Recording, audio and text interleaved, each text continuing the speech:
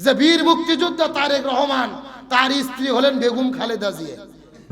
বীর মুক্তিযোদ্ধা জনাব তারেক রহমানের স্ত্রী মরহুমা খালেদা জিয়া। গতকাল দেখলাম এক নেতা বক্তব্য দিচ্ছেন তারেক রহমানের কথা বলতে গিয়ে যে বীর মুক্তিযোদ্ধা তারেক রহমান তার স্ত্রী হলেন বেগম খালেদা জিয়া।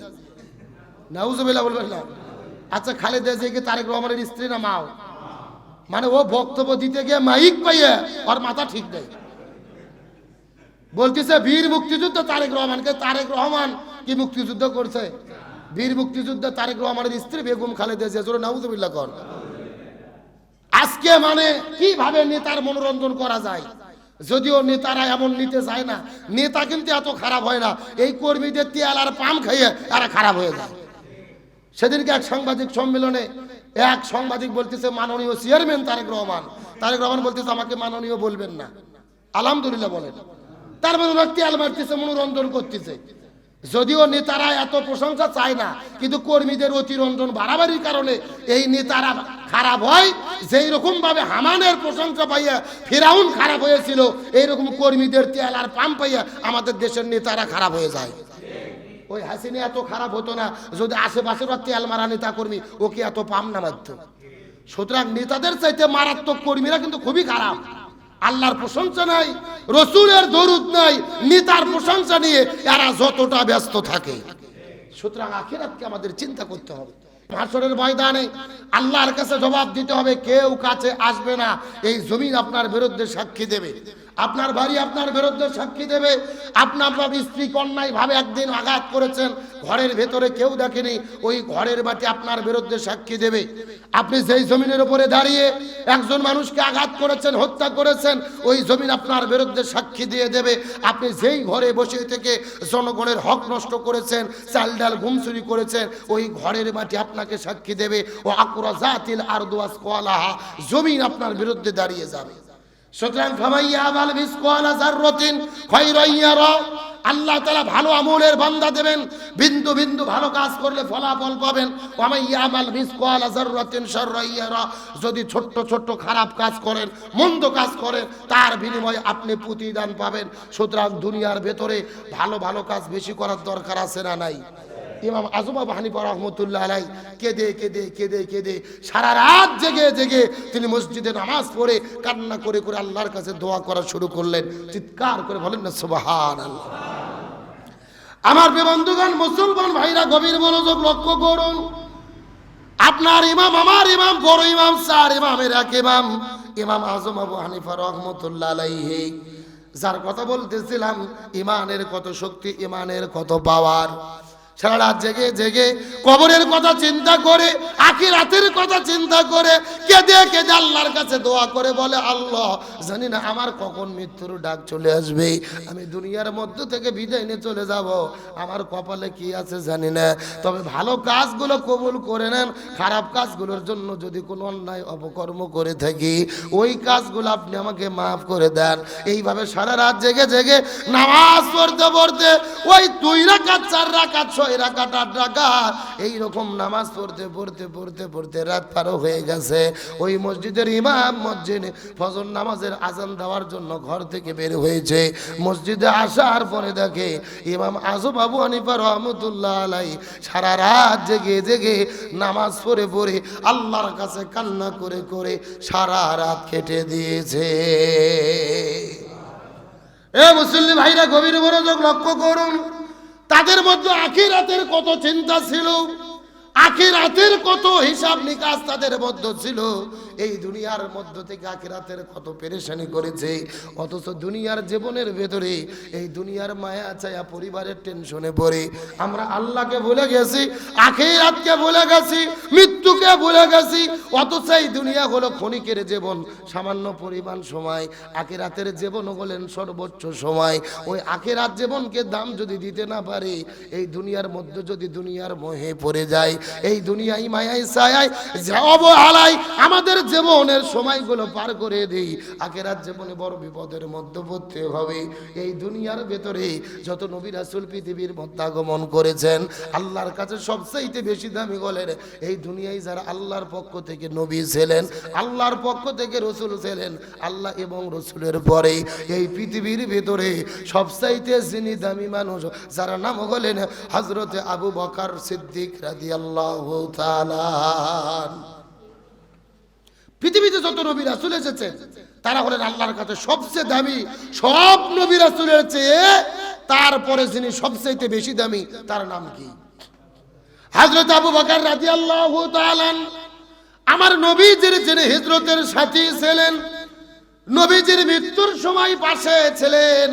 এই দুনিয়ার ভেতরে আল্লাহ তাআলা 10 জন সাহাবীকে জান্নাতের সুসংবাদ দান করেছে। তার মধ্যে প্রথম নম্বর হলেন হযরতে আবু বকর রাদিয়াল্লাহু তাআলা। জান্নাতের সার্টিফিকেট পাওয়ার পরেও এই দুনিয়ার মধ্যে আখিরাত নিয়ে তার মধ্যে কত পেরেশানি ছিলেন। একদিন গভীর রজনীতে লক্ষ্য করে দেখা যায় আবু বকর রাদিয়াল্লাহু তাআলা ঘর থেকে বের হওয়ার পরে ওই জান্নাতুল বাকির মধ্যে যাওয়ার পরে হাউমাউ করে করে করে করে তিনি কান্না শুরু করলেন। ওই কবরের পাশে দাঁড়িয়ে কান্না করে করে করে করে তিনি দোয়া শুরু করলেন। ওই জান্নাতুল বাকির ভেতরে আবু বকর রাদিয়াল্লাহু তাআলা এত জোরে জোরে কান্না করা শুরু করে দিয়েছে, তার কান্না দেখার পরে মদিনার মানুষের ঘুম ভেঙে গেছে। রাতের বেলা এত জোরে কে কান্না করে? মদিনার মানুষেরা কান্নার সাউন্ড পাওয়ার পরে টেনশনের মধ্যে পড়ে গেলেন। জানি না দুনিয়ার মধ্যে কে কোন বিপদের মধ্যে পড়লো, কে কোন পেরেশানির মধ্যে পড়লো, কার কোন বিপদ বালা মুসিবত চলে আসলো। ওই মদিনার মানুষেরা ঘুম থেকে জাগার পরে, ঘুম থেকে বের হওয়ার পরে দৌড়াইয়া দৌড়াইয়া যখন জান্নাতুল বাকির মধ্যে চলে গেলেন, যাওয়ার পরে লক্ষ্য করে দেখেন অর্ধ পৃথিবীর খলিফা হযরত আবু বকর সিদ্দিক রাদিয়াল্লাহু তাআলা হাউমাউ করে করে করে করে করে করে কান্না শুরু করেছেন। যার কান্নায় আকাশ বাতাস গুলো ভারী হয়ে যায়। আল্লাহ যাকে জান্নাতের সার্টিফিকেট দিল, এই দুনিয়ার ভেতরে নবী রাসূলের পরে সব চাইতে যেই মানুষটা বেশি দামি তিনি হলেন হযরত আবু বকর রাদিয়াল্লাহু তাআলা। আল্লাহ তাআলা দুনিয়ার মধ্যে যাকে জান্নাতের সার্টিফিকেট দিল, অথচ কবরের পাশে দাঁড়িয়ে হাউমাউ করে করে করে করে কেন কান্না শুরু করলেন? ওই মদিনার মানুষেরা যাওয়ার পরে আবু বকরকে জিজ্ঞেস করে বলেন, এ আবু বকর, এই গভীর রজনীতে কান্না করে করে তুমি কেন আকাশ বাতাস ভারী করে ফেললে? তোমার কান্না করার কারণটা কি? তোমার কাছে জিজ্ঞেস করে জানতে চাই, বলো তো দেখি। আবু বকর ডাক দিয়ে বলে, এ নবীর সাহাবীরা, এ মদিনার মানুষেরা, রাতের বেলা ঘুমাইতে পারি না। জান্নাতুল বাকির মধ্যে এসেছিলাম জান্নাতুল বাকি জিয়ারত করার জন্য, কিন্তু লক্ষ্য করে দেখি জান্নাতুল বাকির ভেতরে আমার সামনে যতগুলো কবর দেখা যায়, প্রত্যেকটা কবরের ভেতরে যেই মাইয়াতগুলো শায়িত আছে এরা তো আমার বন্ধু ছিল। কেউ বা ছোট ভাই ছিল, কেউ বা বড় ভাই ছিল, কেউ বা জিহাদের ময়দানে শাহাদাত বরণ করেছে, কেউ বা রোগে আক্রান্ত হয়ে দুনিয়ার মধ্য থেকে বিদায় নিয়ে চলে গেছে। এরা দুনিয়া থেকে বিদায় নিয়ে চলে গেল, এরা কবরের ভেতরে, আমরা আছি কবরের ওপরে। আল্লাহ কখন মৃত্যুর ডাক দেবে, কুল্লু নাফসিন যায়িকাতুল মউত। এই পৃথিবীর ভেতরে সবচাইতে শ্রেষ্ঠ সত্য কথা হলো প্রত্যেকটা জীবনের মৃত্যুর স্বাদ গ্রহণ করতে হবে। একদিন দুনিয়া থেকে বিদায় নিয়ে চলে যাব। ওই মৃত্যু কখন আসবে আমার তো জানা নাই। আমি শহীদ হব নাকি বিছানায় পড়ে মারা যাব সেই তথ্যও জানা নাই। কিন্তু আমি লক্ষ্য করে দেখি যেই মানুষগুলো কবরের মধ্যে চলে গেছে, এই মানুষগুলো সফল হয়ে গেছে, এদের জীবনগুলো সফল হয়ে গেছে রে। আমি কবরের মধ্যে লক্ষ্য করে দেখি তাদের কবরের মধ্যে থেকে ওই জান্নাতের মেশকাম্বেরের গন্ধ ছড়িয়ে পড়েছে। লিল্লাহি তাকবীর। আমার মনে বড় টেনশন, এই মানুষগুলো কবরে গেছে, এরা তো সফল। আমি দেখতে পারতেছি তাদের কবরের মধ্য থেকে জান্নাতের মেশকাম্বেরের গন্ধ ছড়িয়ে পড়তেছে। আমার মনের মধ্যে বড় ভাই ভাই টেনশন হয়, আমার মৃত্যুটা ইমানের ওপরে হবে নাকি জাহিলিয়াতের উপরে হবে, নাকি মুনাফিকের মধ্যে হবে। আমি বড় টেনশনে পড়লাম, ওই মৃত্যুকে ভয় করে করে করে করে কান্না করি। এই পৃথিবীর শ্রেষ্ঠ মানুষ আবু বকর মৃত্যুর কথা স্মরণ করে এত জোরে বড় বড় কান্না করে। অথচ দুনিয়ার মধ্যে যদি আমাদের জীবনের কথা চিন্তা করি, কতদিন পার হয়ে গেছে, কত ফরজ নামাজ আমরা আমাদের জীবনে কাজা করেছি, কত মিথ্যা কথা বলেছি, মানুষের হক নষ্ট করেছি, আমার মুখের কথার মাধ্যমে কোনো মানুষকে কষ্ট দিয়েছি, কত মানুষের হক নষ্ট করলাম, কত মানুষের মনের মধ্যে কষ্ট দিলাম, সেই ভাইকে ঠকাইলাম, বোনকে ঠকাইলাম, নামাজ পড়লাম না, কতদিন রোজা রাখলাম না, হজ করলাম না, যাকাত দিলাম না, পথে পথে ঘাটে ঘাটে আল্লাহ রসুলের বিধান লঙ্ঘন করলাম, কোরআন মানলাম না, রসুলের আদর্শ মানলাম না। অথচ দুনিয়া থেকে বিদায় নিয়ে চলে যাব অন্ধকার কবরের ভেতরে। জান্নাতের সার্টিফিকেট পাওয়া মানুষ যদি এত কান্না করে, ওই কবর আর আখিরাতকে ভয় করে, আমাদেরও দুনিয়ার ভেতরে ওই কবর আর আখিরাতের চিন্তা ভাবনা গবেষণা ভয় থাকার দরকার আছে না নাই? পৃথিবীর শ্রেষ্ঠ মানুষ যদি আখিরাত নিয়ে এত চিন্তা করেন, কবর নিয়ে এত চিন্তা করেন, আমাদের কি হলো? এত অন্যায় অপকর্ম আমরা দুনিয়ায় করেছি, অথচ ওই কবরকে ভুলিয়ে আছি, ওই মৃত্যুকে আমরা ভুলিয়ে আছি, আখিরাতের জীবনকে আমরা ভুলিয়ে আছি। যে হাসরের ময়দানে ফামাইয়া আমাল মিসকালা যাররাতিন খায়রান ইয়ারা ওয়া মাইয়া আমাল মিসকালা যাররাতিন শাররান ইয়ারা, প্রত্যেকটা ভালো মন্দের হিসাব আল্লাহ তাআলা নেবে, যাজা আল্লাহ তাআলা দেবে। সুতরাং এই দুনিয়ার ভেতরে ভালো ভালো কাজ করার দরকার আছে না নাই? ইসলামের পক্ষে থাকার দরকার আছে না নাই? আমরা একটা নেতাকে যত সম্মান করি, রসুলকে এতটা সম্মান করতে চাই না। এই দুনিয়ার র‍্যাব, পুলিশ, বিজিবিকে যত ভয় করি, আল্লাহকে অতটা ভয় করি না। আল্লাহর ভয় এবং রসুলের আদর্শ যদি আমাদের অন্তরে থাকতো, আমরা আখিরাত থেকে গাফিলতি হয়ে এই জীবনে থাকতে পারতাম। এই জন্য বেশি বেশি আল্লাহকে ভয় করুন, বেশি বেশি আল্লাহর প্রশংসা আদায় করুন, রসুলের নামে দরুদ পাঠ করুন, মৃত্যুকে ভয় করুন। আমরা দুনিয়ার ভেতরে ক্ষমতা পাওয়ার জন্য, রাজত্ব পাওয়ার জন্য, এই দুনিয়ার সুবিধা লাভের জন্য আমরা আমাদের নেতার যত প্রশংসা করি, এত প্রশংসা আমরা আল্লাহরও করি না। কথা বলে না কেন? আজকে দুনিয়ার আমাদের সামাজিকতা আমাদের এমন পর্যায়ে চলে গেছে, আমরা আছি খালি তেল আর পামের উপরে। কিভাবে নেতার তেল মেরে তাকে মনোরঞ্জন করা যায়, সুবিধা নেওয়া যায়। আর যখন যেই দল ক্ষমতার কাছাকাছি থাকে, দেখবেন ওই দলের তোষামত আর তেল মারা বেড়ে যায়। কথা কন না কেন? গতকাল দেখলাম এক নেতা বক্তব্য দিচ্ছেন তারেক রহমানের কথা বলতে গিয়ে, যে বীর মুক্তিযোদ্ধা তারেক রহমান, তার স্ত্রী হলেন বেগম খালেদা জিয়া। নাউজুবিল্লাহ বলবেন না? আচ্ছা, খালেদা জিয়া কি তারেক রহমানের স্ত্রী না মাও?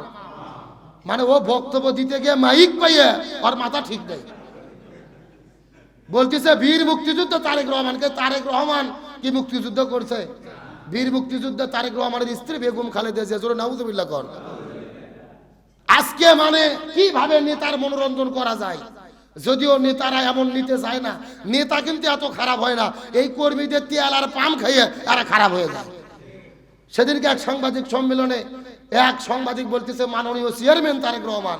তারেক রহমান বলতেছে আমাকে মাননীয় বলবেন না, আলহামদুলিল্লাহ বলেন।